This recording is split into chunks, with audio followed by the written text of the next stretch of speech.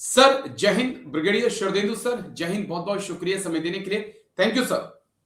जय हिंद राजेश जी, आपको और आपके दर्शकों को बहुत बहुत शुभकामनाएं। और पहले से ही इन एडवांस आपको मेरी क्रिसमस बोल देता हूं, जैसे कि आप आगे आने वाले दिनों में और दिन दूनी रात चौगनी तरक्की करें और ऐसे ही अपने दर्शकों का ज्ञानवर्धन करते रहो और साथ में हम जैसे थैंक लोगों यू को सर। मौका देते रहें आपके चैनल पे आने का। Yes। शुक्रिया, दिल से शुक्रिया सर। दरअसल अग्निवीर को लेकर बहुत चर्चा मेरी और आपकी हुई और कई अलग अलग पॉइंट ऑफ व्यू से हमने मुद्दों को उठाया, उसे डिकोड करने की कोशिश की। लेकिन एक अग्निवीर भाई का मेरे पास सवाल आया है, सर क्या अग्निवीर को 8th पे कमीशन मिलेगा? प्लीज एक वीडियो इसके ऊपर बनाएं। बच्चों का कहना है कि सर जो फर्स्ट बैच, सेकेंड बैच और थर्ड बैच के जो अग्निवीर हैं, क्या उनको भी 8th पे कमीशन का फायदा मिलेगा? या जो फोर्थ बैच के हैं, जो 2024-25 में अग्निवीर आए हैं, क्या उनको भी ये जो 8th पे कमीशन आ रहा है इसका कुछ फायदा मिलेगा? क्योंकि 2026 में ये लागू हो रहा है और 2026 में ही फर्स्ट बैच जो है वो आउट हो रहा है सर। देखिए राजेश जी, सबसे पहले तो मैं उन अग्निवीरों को एक चीज एश्योर करना चाहता हूं कि जो भी पे कमीशन आएगा, 8th पे कमीशन, वो डेफिनेटली अग्निवीर के लिए भी लागू होगा, ऐसा मेरा मानना है। और उनकी जो कॉन्ट्रैक्चुअल राशि है उसमें उतने ही परसेंटेज का बढ़ावा मिलेगा जितना कि नॉर्मल पे स्केल में जो रिवीजन होगा, जो कि सारे सेंट्रल गवर्नमेंट एम्प्लॉइज के लिए होगा। और डिफेंस फोर्सेस के लिए जो अलाउंसेस होगा, मेरा मानना है कि वो भी अग्निवीर के लिए लागू होना चाहिए। ये मॉडिफिकेशन होना चाहिए। ये कमेटी बनी हुई, ये रिकमेंडेशन भी मिनिस्ट्री ऑफ डिफेंस की तरफ से वहां गया होगा, ऐसा मेरा मानना है। लेकिन एक बात तो एश्योर्ड है कि दो पैरामीटर अडॉप्ट नहीं किए जा सकते एक ही पे कमीशन में। लिहाजा अग्निवीर बहुत मतलब कि पूरे पार्ट एंड पार्सल है हमारे सिक्योरिटी फोर्सेस का। लिहाजा उनका भी अपग्रेडेशन होगा, उनकी भी पे रिवाइज होगी और जो सहूलियतें रेगुलर सोल्जर्स को मिलेंगी वो उनको भी मिलेंगी। और जो पैरिटी आना मुश्किल है, ऐसा मैं मानता हूं, क्योंकि एक कॉन्ट्रैक्चुअल है, एक रेगुलर सोल्जर है।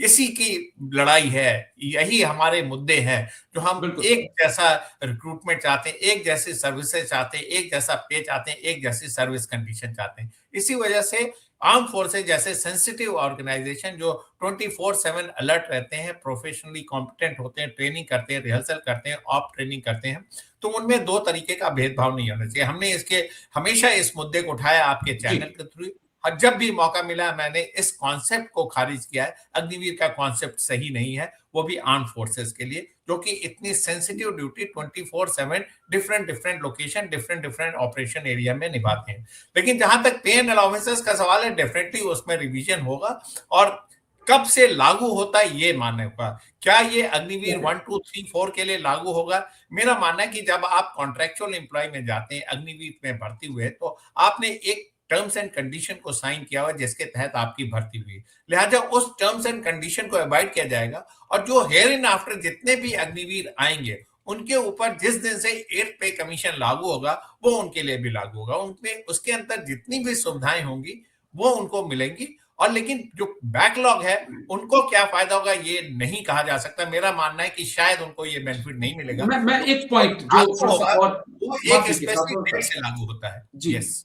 जी, जो पॉइंट मैं समझना चाहता हूं आपसे कि जो मोटा-मोटा मेरा आंकलन है कि जनवरी 2026 से भारत सरकार कह रही है कि पे कमीशन लागू होगा, लेकिन मिलते-मिलते ये 2028-29 के आसपास जब एक बार फिर से देश इलेक्शन में जा रहा होगा, उससे पहले मुझे लगता है कि तब खातों में आएगा।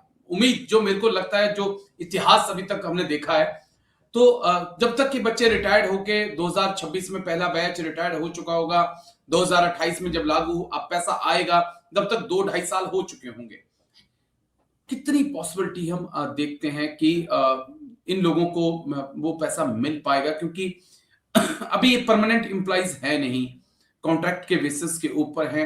कितने चांसेस देख रहे हैं सर आप? क्योंकि 2-2.5 साल लग जाएंगे अकाउंट में आपका पैसा आने में।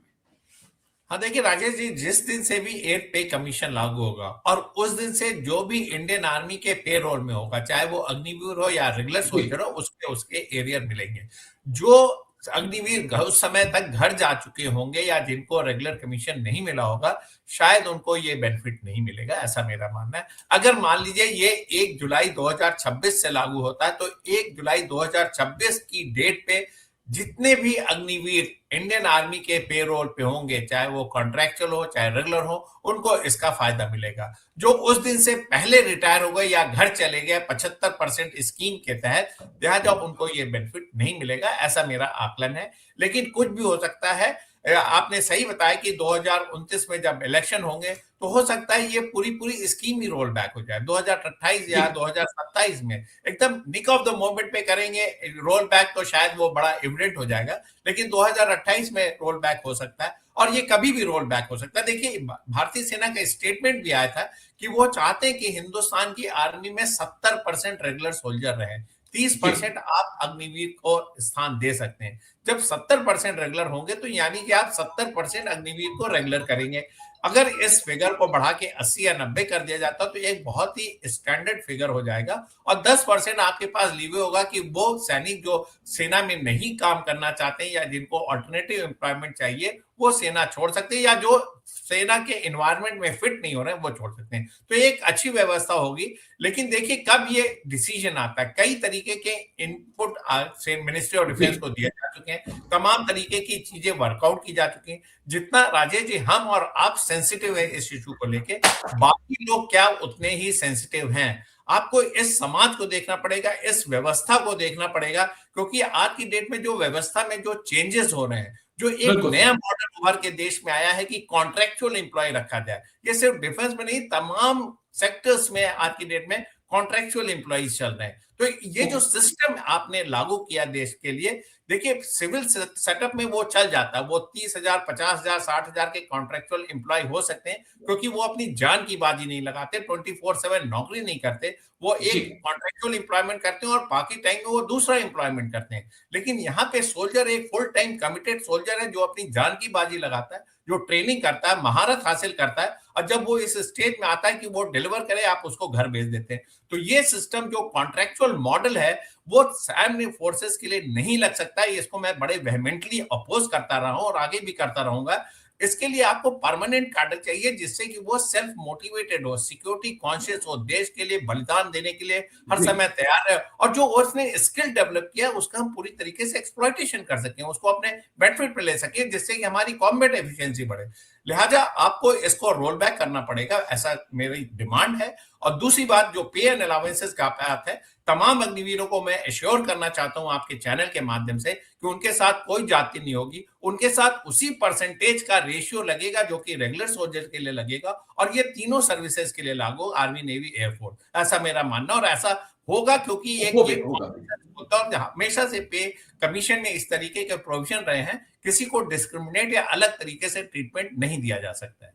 जी, हम भी उम्मीद कर रहे हैं कि कम से कम जो 22,000 अग्निवीर इस वक्त ले रहे हैं वो फर्स्ट ईयर में, वो आने वाले वक्त में कम से कम 40,000 के आसपास तो पहुंचे, ऐसी उम्मीदें हम भी कर रहे हैं। शुक्रिया, बहुत बहुत शुक्रिया ब्रिगेडियर शुरदेंदु सर, आप आए और दोनों ही मुद्दों पे बात की। Rajesh ji, thank you sir, आपके चैनल पे आके बहुत खुशी होती है और आप ऐसे मुद्दे उठाते हैं, इसकी मैं बहुत आपको तारीफ करता हूँ, और आपके दर्शकों को भी शुभकामनाएं देता हूँ, और तमाम सैनिकों को एक संदेश देना चाहूंगा कि ईमानदारी की 2 रोटी बहुत बेहतर है बेईमानी के राजमहल से। इसको आप जरूर दिमाग में रखें, और आप अपने कमिटमेंट पे रहें, और इस तरीके के जो इंडिविजुअल केसेस उसको नेग्लेक्ट करें, और आपकी नोटिस में अगर कोई करप्ट प्रैक्टिसेस आती है तो उसको आप जरूर उजागर करें, रिपोर्ट